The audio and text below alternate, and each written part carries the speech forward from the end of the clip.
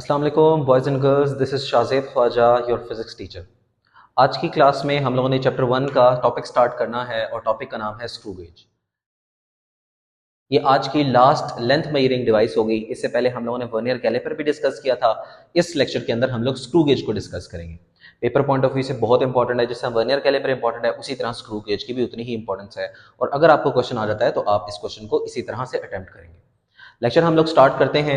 What is a screw gauge? Screw gauge क्या है? तो स्क्रू गेज भी एक लेंथ को मेजर करने वाली डिवाइस है। It's a device that is used to measure length. ये भी लेंथ को मेजर करता है, लेकिन जिस तरह वर्नियर कैलिपर में क्या था कि स्केल मूव करके हम लोग लेंथ मेजर करते थे, इसके अंदर स्केल को रोटेट करके हम लोग लेंथ को मेजर कर सकते हैं। तो ये that is used to measure length by moving a circular scale over it. हम लोग सर्कुलर स्केल को मूव करते हैं तब हमारी लेंथ मेजर होती जाती है। तो ऐसे स्केल को हम लोग बोलते हैं स्क्रू गेज। ये भी लेंथ को मेजर कर सकता है। स्क्रू गेज क्यों पढ़ाया जाता है? बिकॉज स्क्रू गेज ज्यादा प्रिसाइज है वर्नियर कैलिपर से। वो अभी जाके आपको क्लियर भी हो जाएगा। नेक्स्ट हम लोग इसका लीस्ट काउंट फाइंड आउट करते हैं। लीस्ट काउंट लास्ट क्लास में भी डिस्कस किया था। लीस्ट काउंट वो स्मॉलेस्ट मेजरमेंट होती है जो कि हम लोग एक्यूरेटली किसी भी डिवाइस से मेजर कर सकते हैं, मतलब छोटी से छोटी रीडिंग जो कि एक्यूरेटली मेजर हो सके। तो लीस्ट काउंट की डेफिनेशन यहाँ पे लिखी है, the smallest measurement that can be taken by an instrument is called as least count. उसको हम लोग लीस्ट काउंट बोलते हैं। लीस्ट काउंट का formula for screw gauge is little bit different. वो फॉर्मूला हमारे पास है, least count of screw gauge is pitch divided by the total division on a circular scale. ठीक है। पिच के अंदर बच्चे कंफ्यूज होते हैं कि व्हाट इज पिच। तो पिच को मैं थोड़ा सा डिफाइन करता हूं। उसके लिए मैं एक डायग्राम की हेल्प लूंगा। डायग्राम ये स्क्रू गेज कुछ इस तरह का दिखता है। तो डायग्राम में आपको यहाँ पे नजर आ रहा है रैचेट। हम लोग बेसिकली ना इस रैचेट को घुमाते हैं। जैसे रैचेट को घुमाते हैं तो ये सर्कुलर स्केल जो है ना ये मूव करता हुआ जाता है। अच्छा, मैं आपको समझा रहा था व्हाट इज पिच। पिच क्या है? पिच का मतलब है कि जब हम लोग इस सर्कुलर स्केल को घुमाएं और एक रोटेशन कंप्लीट हो, तो एक रोटेशन कंप्लीट होने में ये कितने मिलीमीटर मूव किया है, that is called as pitch.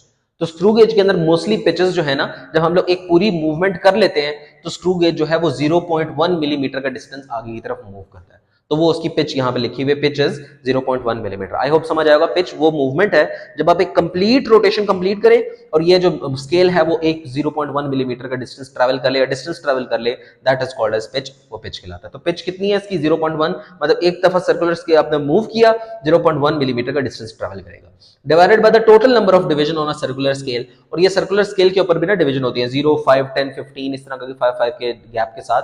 तो इस कुछ स्क्रू गेज में डिवीजन टोटल 50 भी होती है, लेकिन हम लोग बड़े वाला स्क्रू गेज इस्तेमाल करें उसके अंदर 100 डिवीजन हैं। तो 0.1 डिवाइडेड बाय 100, तो आंसर हमारे पास 0.01 मिलीमीटर का आएगा।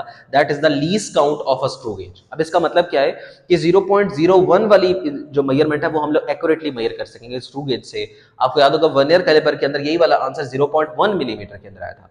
तो it is 10 times more efficient than the vernier calliper. Screw gauge ज्यादा प्रिसाइसली चीजों को फाइंड आउट कर सकता है। ठीक है, क्योंकि लीस्ट काउंट इसका ज्यादा छोटा है। ये हो गया लीस्ट काउंट। नेक्स्ट हम लोग आ जाते हैं कंस्ट्रक्शन के अंदर। तो कंस्ट्रक्शन के अंदर आपको डायग्राम से देखना पड़ेगा कि the screw gauge consist of a U shape frame. इसके अंदर एक यू शेप का फ्रेम होता है एंड अ सर्कुलर स्केल, और एक ये सर्कुलर स्केल होता है। मेन दो ही कंपोनेंट्स है इसके, which is movable bye turning a ratchet. हम लोग इस रैचेट को गोल गोल घुमाए जाते हैं तो ये स्केल जो है ना वो हमारा घूमता जाता है। ठीक है। वैसे तो जो बुक के अंदर लिखा हुआ है ना उसके अंदर और भी ज्यादा कंपोनेंट्स को एक्सप्लेन किया हुआ है, लेकिन हम लोग सिर्फ मेन मेन कंपोनेंट्स को ही लेकर चलेंगे जैसे हमारा सरोकार होगा। तो ये यू शेप फ्रेम है, एक सर्कुलर स्केल है, मेन स्केल है and ratchet. These are the main components of a screw gauge.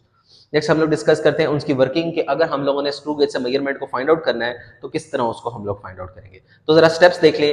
सबसे पहला उसके वर्किंग का स्टेप है note down the least count. आपने लीस्ट काउंट फाइंड कर लेना, ऑलरेडी हमने फाइंड किया हुआ है 0.01। मैं यहाँ पर कर भी देता हूँ, एक मेजरमेंट ले लेते हैं। सपोज करें मेजरमेंट हमारी आई है 0.01 मिलीमीटर। ये हमारे पास मेजरमेंट आई है। किसकी लीस्ट काउंट निकाल लिया हमने स्क्रू गेज का, वो ऑलरेडी फॉर्मूला से निकाला हुआ है। Next, place the object between the jaws bye turning a ratchet. अब इसके जो जॉज है ना, इनके दरमियान में किसी भी तार को रखें और इस रैचेट को गोल गोल घुमाएं, तब तक घुमाएं जब तक ये क्लोजली प्रेस नहीं हो जाता। ठीक हो गया। तो हम लोगों ने एक जॉ उसके दरमियान में एक ऑब्जेक्ट को या वायर को प्लेस कर दिया। प्लेस करने के बाद note the main scale reading. आपने यहां से मेन स्केल रीडिंग को मेजर कर लेना है। इमेजिन करें कि हमारे पास मेन स्केल रीडिंग जो है ये ना वो आई है 5.2 मिलीमीटर। ये सिर्फ मैं इमेजिन कर रहा हूं, मेन स्केल रीडिंग हमारे पास ये आ गई। ठीक है। उसके बाद आपने करना है note the circular scale reading. फिर आपने ये सर्कुलर स्केल रीडिंग जो भी इस लाइन के साथ इंटरसेक्ट करी होगी ना, उसको हम लोगों ने फाइंड कर देना है। इमेजिन करें कि हमारी सर्कुलर स्केल रीडिंग जो आई है वो आई है 15। फिर उसको मल्टीप्लाई कर देना अपने लीस्ट काउंट के साथ। लीस्ट काउंट हमारे पास आया 0.01। तो हमारे पास आंसर क्या आ जाएगा? 0.15 आंसर आ जाएगा किसका? सर्कुलर स्केल रीडिंग का। लास्ट में आपने टोटल आंसर को फाइंड आउट करने के लिए क्या करना है?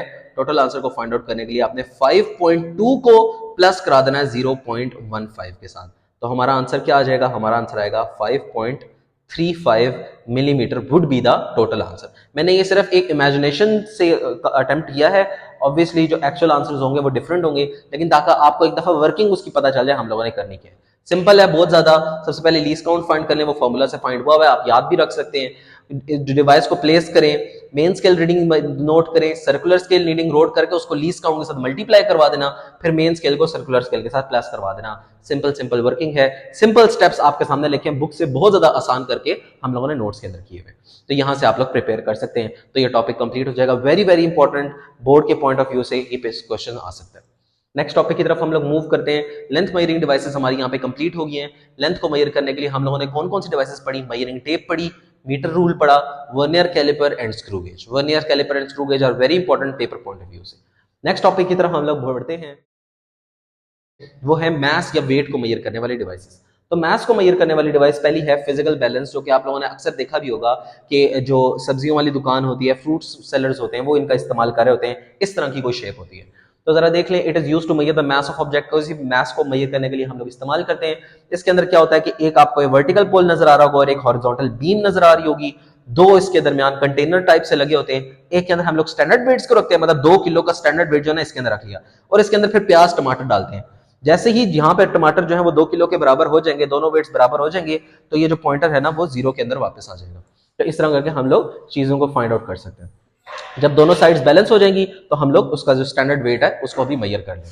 तो ये तरीका होता है फिजिकल बैलेंस से चीजों को मेजर करने का। तो आई होप आपको समझ आ गया होगा। एक जगह पर स्टैंडर्ड वेट्स रखने हैं, दूसरी जगह पर अननोन वेट्स रखने हैं। जैसे ही दोनों वेट्स बराबर हो जाएं, इसका मतलब ये वाला ऑब्जेक्ट भी 2 किलो का हो गया।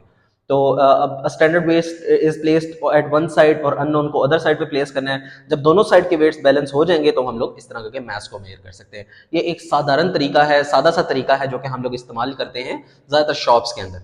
आजकल जो डिवाइस इस्तेमाल हो रही है वो है electronic balances. Electronic balances maths को मेजर करने के लिए इस्तेमाल होती है, लेकिन इट इज मोर प्रिसाइज, ये ज्यादा प्रिसाइज होते हैं फिजिकल बैलेंस से। व्हाई? बिकॉज इसके आंसर जो है वो हमारे डिजिट्स के अंदर आ रहे होते हैं। सेल्स के ऊपर काम करते हैं, इलेक्ट्रॉनिक सेल्स डलते हैं इनके अंदर, और ये जो डिजिट्स आंसर है वो डिजिट्स के अंदर क्योंकि देता है, तो हम लोग ज्यादा प्रिसाइज। आप दूध दही लेने के लिए जाए ना आज, तो इसी तरह की एक सर्कुलर सा पैन पड़ा होगा, साथ उसके एक स्केल लगा होता है, इलेक्ट्रॉनिक स्केल। यहाँ पे आपकी मेजरमेंट सारी होती है। तो ये था आज का लेक्चर, जिसके अंदर हम लोगों ने स्क्रू गेज देखा और मास मेजरिंग 2 डिवाइसेस देखी, जिसके अंदर physical balance and electronic balance हमने कवर किए। आई होप लेक्चर आपको समझ आएगा। कोई क्वेश्चन हो तो आप लोग कमेंट सेक्शन के अंदर पूछो।